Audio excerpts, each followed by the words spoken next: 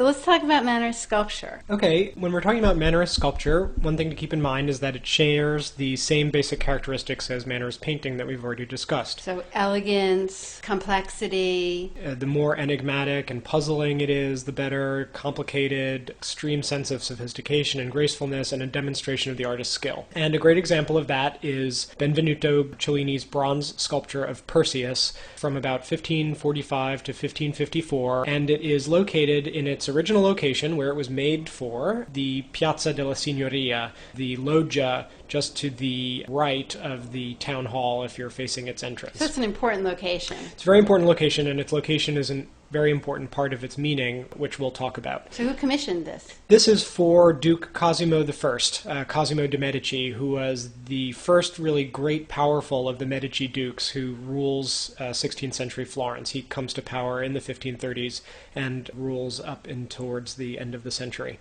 So the first thing we should talk about is what the subject matter is. We'll come back to it again, but generally this is a sculpture of Perseus, and Perseus is a figure from Greek and Roman mythology. He is the hero, in a way a regular guy, who defeats the Gorgon monster Medusa. Medusa is the terrible sorceress who's so ugly and has snakes for hair that when you look at her you turn to stone because she's so terrible looking. And this was not the way she was born. She was originally very beautiful and seductive, but she tried to seduce Zeus. And so Zeus's wife Hera puts this curse on her that makes her so ugly that if anyone looks at her, they turn to stone. Athena gives him a shield that's very, very highly polished, like a mirror. The god Mercury, or Hermes, gave him his winged hat and winged sandals that allows him to fly. And so when he goes to fight Medusa, he holds the shield up. She looks at her own reflection. She turns to stone. And still, while he's not looking at her, he reaches out with a sword and slices her head off. He beheads her, but he quickly puts her head in a bag, because even when she's dead, she can turn people to stone. And then he flies off to fight another monster, and he pulls Medusa's head out of the bag and defeats that other beast as well. And we see all of these things in the sculpture. We'll come back to them again. So Perseus is really blessed. He's helped by the gods. Yes. He's got the winged sandals here. He's got the winged helmet here. This, of course, is Medusa's decapitated head. Here is her body spurting blood. The story of this particular sculpture is that Cellini had been working in France for King Francis I, but then comes back to his hometown of Florence, where Cosimo de' Medici is the Duke. And there are several different versions of the story, and basically the story is that Cellini approaches the Duke and says, I have a great project that you're going to want to fund and have me make.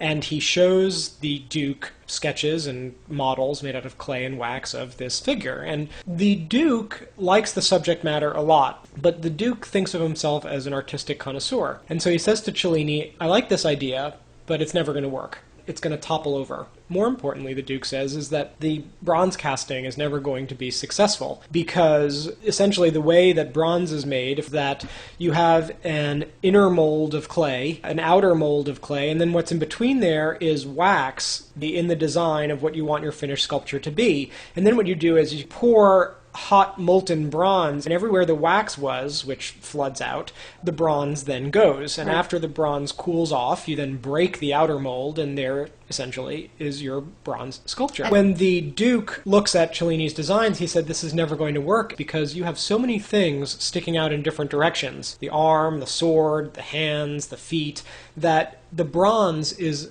not going to flow fast enough to all of these places that it needs to fill, and so when you break open the mold, you're going to find that the cast is incomplete. So Cellini listens to these arguments, and he says, essentially, to the Duke, I am such an expert, I'm such a good sculptor, I can pull it off, you just need to trust me. And so the Duke says, okay, you can go ahead, but I'm warning you, you're going to humiliate yourself.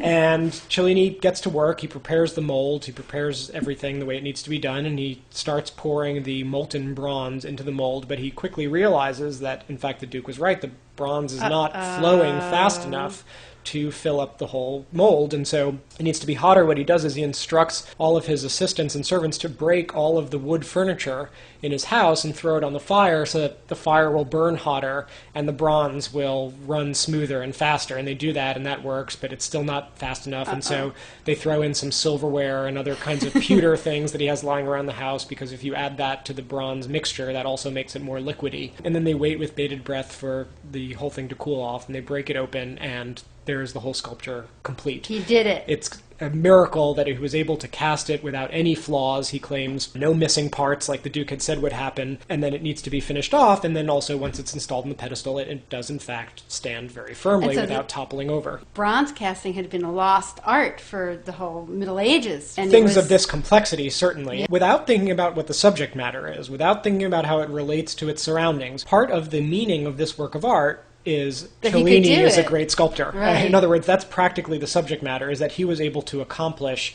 what was said to be impossible. And this makes it mannerist. It is a statement of the artist's skill at taking on an artistic challenge. Amazing virtuosity. And that virtuosity is not just in the casting, but it's also in the finishing of this surface, which is incredibly well polished and has a tremendous amount of detail. Of course, it's also mannerist because of the rather lithe, elegant, athletic, slim form that corresponds to the dominant aesthetic of the time. But again, it's this issue of the artist's skill that's foregrounded that makes this in part so important. Another part of this sculpture that's so important is how it relates to its setting. And like I said, this is in front of the town hall, in front of the Palazzo della Signoria, where at the time there were already several other sculptures, as we can see in this photo, which is sort of taken from the point of view of where the Perseus is located. In other words, this seems to be what Perseus is looking at. Exactly.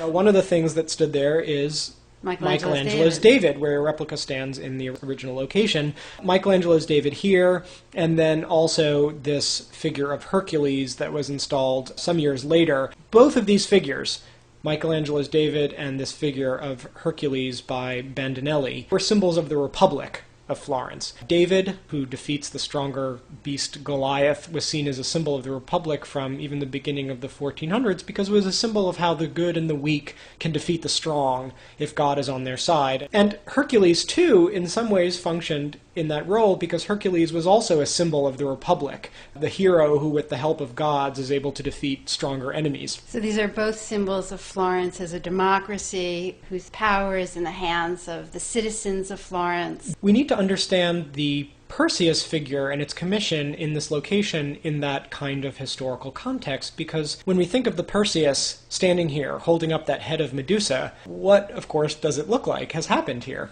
It looks like it's turned David to stone. It's exactly. turned this symbol of the Republic to stone. It looks as if, especially Michelangelo's David, is looking right at Cellini's Perseus and the head of Medusa. And there's a suggestion that Hercules is as well, and that because they're looking at this head of Medusa that's being held up by the triumphant hero, that they have turned to stone. And so the kind of tricky, almost humorous, but very sophisticated, and hence typically mannerist, illusion is that the Medici, with their sculpture of Perseus, have turned these figures representing the Republic into stone and have defeated their enemies once again. You know, it's funny because I think we tend to look at these sculptures as images of beautiful figures during the Renaissance, and we forget this political meaning behind them. Absolutely, and we need to understand their historical context, their locations. All of this helps us understand what they are, but in the end they still are also very beautiful objects, and that's another way to understand why these